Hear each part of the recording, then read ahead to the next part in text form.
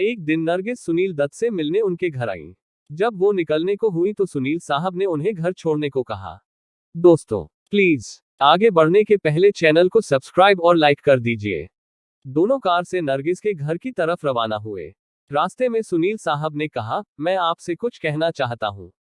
वो बोली, हाँ बिरजू बताओ। दत्त साहब ने सीधे कहा, क्या आप मुझसे शादी करेगी? इसके बाद कार में सन्नाटा हो गया। थोड़ी देर बाद उनका घर आ गया और वो बिना जवाब दिए चली गईं। सुनील दत्त ने ठान लिया कि अगर नरगिस इनकार करती हैं तो वो इंडस्ट्री छोड़कर गांव लौट जाएंगे। कुछ समय बाद एक दिन जब सुनील दत्त घर पहुंचे तो बहन मुस्करा रही थी। जवाब पूछने पर वो पंजाबी में बोली, पाजी आपने मुझसे क्यों छुपाया? उन्होंने कहा, क्यों, क्या छुपाया मैंने तुमसे? इस पर वो बोली, नरगिस जी मान गई हैं। सुनील ने फिर पूछा, क्या मान गई हैं? वो बोली, अब आप चुप ही रहो, जो आपने कहा था वो मान गई हैं। 11 मार्च 1958 को नरगिस और सुनील दत्त की शादी हुई। उनके 3 बच्चे संजय, नम्रता और प्रिया दत्त हुए। पूरी फिल्म में अकेले एक्टिंग कर बनाया वर्ल्ड रिकॉर्ड। 1964 की फिल्म यादें के जरिए सुनील दत्त ने क्रिएटिविटी की नई मिसाल कायम की। इस फिल्म के राइटर, डायरेक्टर, प्रोड्यूसर और एक्टर अकेले सुनील थे। ये भारत की इकलौती ऐसी फिल्म है जिसमें सिर्फ एक ही कलाकार है, वो है सुनील दत्त। सुनील ने ऐसी कहानी बनाई जिसमें वो अकेले ही नजर आते रहे और एक्टिंग करते रहे।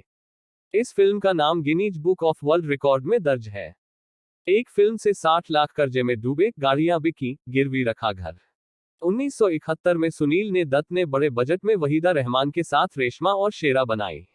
इस फिल्म के लिए वहीदा को बेस्ट एक्ट्रेस का नेशनल अवार्ड मिला, हालांकि फिल्म बॉक्स ऑफिस पर बड़ी फ्लॉप रही। फिल्म बनाने में ही सुनील 60 लाख के कर्ज में डूब गए थे। सुनील की 7 में से 6 कार बिक गईं, सिर्फ एक कार बचाई, जो बेटियों को स्कूल छोड़ने में इस्तेमाल होती थी। कर्ज चुकाने के लिए सुनील को अपना घर भी गिरवी रखना पड़ा था। नुकसान की भरपाई के लिए सुनील ने कमर्शियल फिल्में बनाना जारी रखा। सुनील ने 1981 की फिल्म रॉकी से बेटे संजय दत्त को फिल्मों में लॉन्च किया, लेकिन इसकी रिलीज से चंद दिनों पहले ही नरगिस की कैंसर से मौत हो गई। एक तरफ पत्नी को खोने का गम था और दूसरी तरफ रॉकी की कामयाबी की खुशी। सुनील ने फिल्मों से दूरी बना ली और वो अपना नरगिस दत्त फाउंडेशन शुरू कर ज्यादातर समय कैंसर पीड़ितों की मदद और समाज सेवा में देने लगे। ऑफर मिलते रहे तो सुनील दत्त का रिश्ता, बदले की आग, राज तिलक जैसी फिल्मों में नजर आते रहे। संजय दत्त को हुई जेल तो बदनामी के डर से बना ली लोगों से दूरी।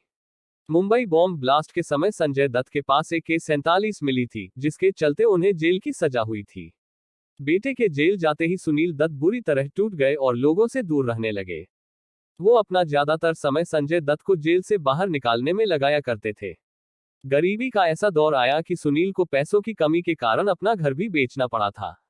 एक लंबे अंतराल के बाद सुनील ने करीबी दोस्त राजीव गांधी के कहने पर राजनीति में कदम रख लिया। सुनील 5 बार सांसद चुने गए। कांग्रेस सरकार के राज में सुनील 2004 में minister of youth, minister and sports रहे। 48 सालों के एक्टिंग करियर में 12 बड़े अवार्ड। सुनील दत्त को पहली बार मुझे जीने दो फिल्म के लिए 1963 में बेस्ट एक्टर का अवार्ड मिला। इसके बाद इन्हें यादें के लिए पहली बार नेशनल अवार्ड मिला। 1968 में इन्हें पद्मश्री और 1995 में लाइफ टाइम अचीवमेंट अवार्ड से सम्मानित किया गया। 48 सालों के एक्टिंग करियर में सुनील को Filmfare, national award, Rajiv Gandhi award जैसे करीब 12 बड़े अवार्ड मिले।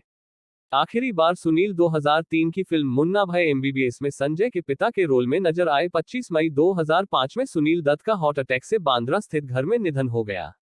मनोरंजन की दुनिया की खबर में आज इतना ही। अगर आप मनोरंजन की दुनिया की खबर जानना चाहते हो तो प्लीज हमें सब्सक्राइब कीजिए।